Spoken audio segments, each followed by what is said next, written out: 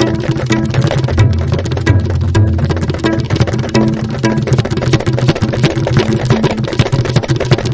and welcome to ISTV English News. I am Dhanya. First the headlines. Sitting MP Thangso Baite files nomination papers for 2 Outer Manipur Parliamentary Constituency. And training program of master trainers on electoral literacy and disaster management held. Now the news in details.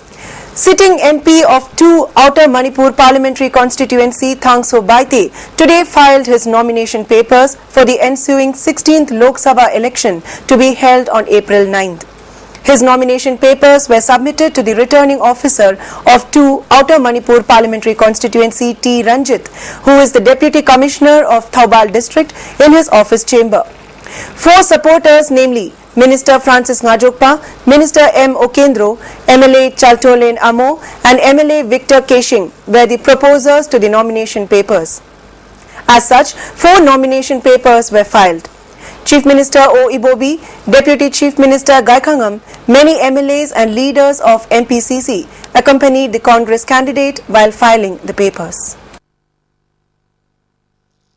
A one-day training program of the Master Trainers on Electoral Literacy and Disaster Management under the Sakshar Bharat or Literate India program was held at the conference hall of the Directorate of Adult Education at Babupara today. The program was organized by State Literacy Authority, Directorate of Adult Education, Government of Manipur, in collaboration with the State Resource Centre, Nehu, Shillong. Additional Chief Secretary and Chief Electoral Officer O. Navakishore, Commissioner Adult Education B.B. Sharma, Member Secretary of SLMA Manipur Abdus Salam and Director of SRC Nehu Lal Tanpuya attended the inaugural function of the program as the main guests. Many resource persons spoke on the topics of electoral literacy and disaster management during the training program. Director of SRC Nehu Lal Tanpuya enlightened the master trainers on the topic of convergence themes under interpersonal media campaign.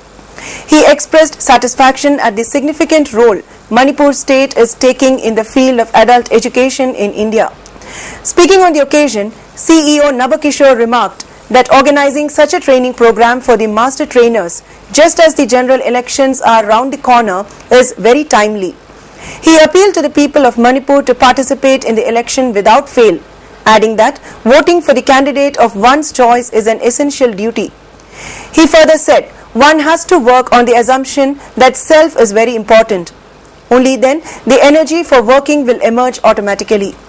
Even though one does not get money for what one does, it will be the best work if the general public can be made aware of the good work. He further said that as a method of increasing the voter turnout this time, following instructions from the Election Commission of India, efforts are being made to attract the electorate to come out for voting through music. And if we elect that kind of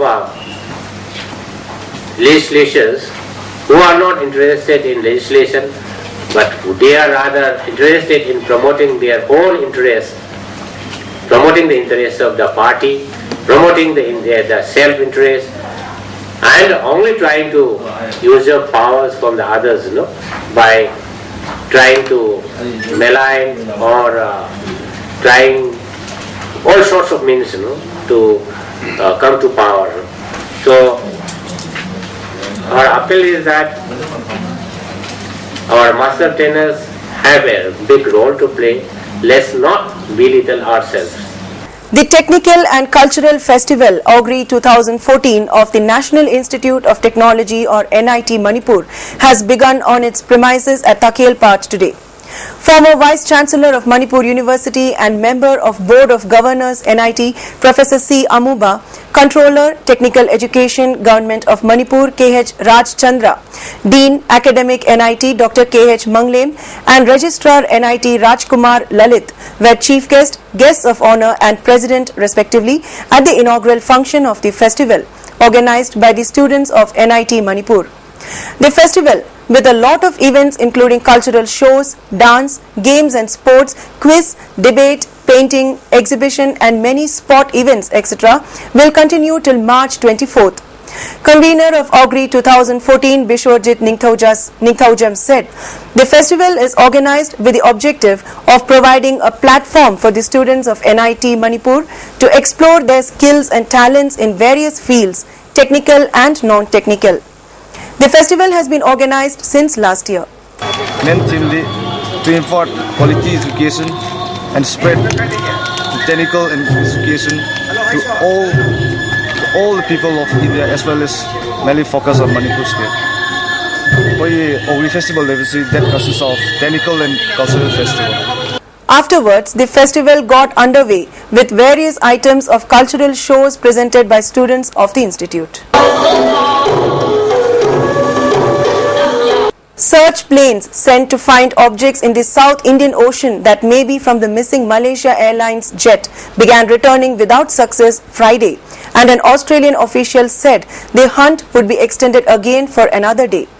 The planes are part of an international effort to solve the nearly 2-week-old aviation mystery by locating 2 large objects a satellite detected floating off the southwest coast of Australia about halfway to the desolate islands of the Antarctic. The area in the southern Indian Ocean is so remote, it takes aircraft 4 hours to fly there and 4 hours back, and leaves them only about 2 hours to search.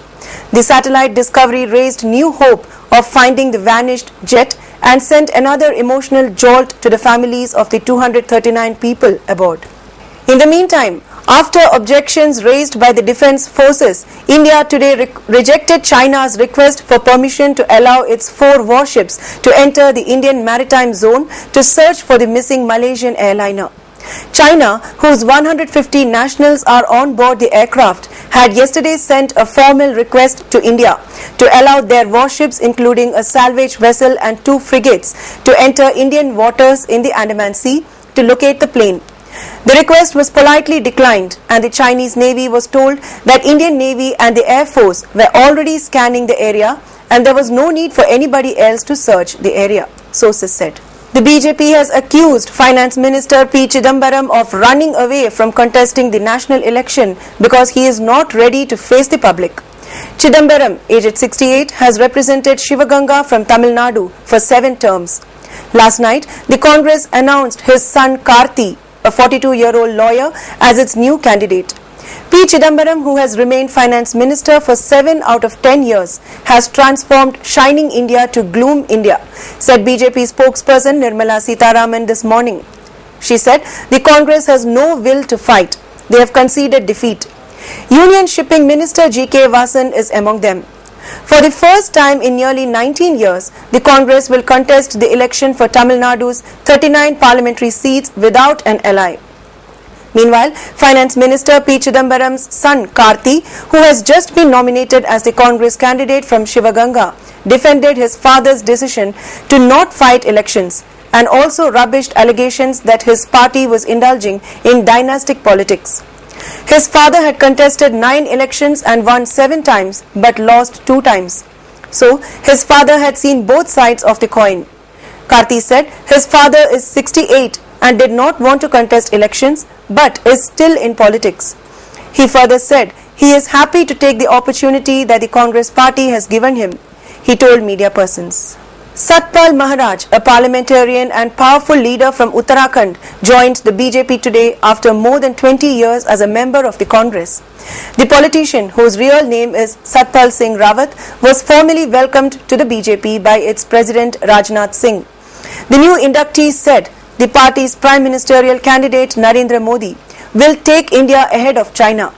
Satpal Maharaj, 62, has a massive following in the hill state of Uttarakhand. He was upset with the Congress when it selected Harish Rawat as the Chief Minister in February this year. More recently, the candidates he recommended for the Garhwal region were not cleared by the Congress. His wife Amrita Rawat is a Congress legislator in the State Assembly. Satpal Maharaj reportedly has the support of 10 of the party's 34 legislators in Uttarakhand that gives him the power to put the Congress government in the state in jeopardy. In 1995, he left the Congress but returned 4 years later.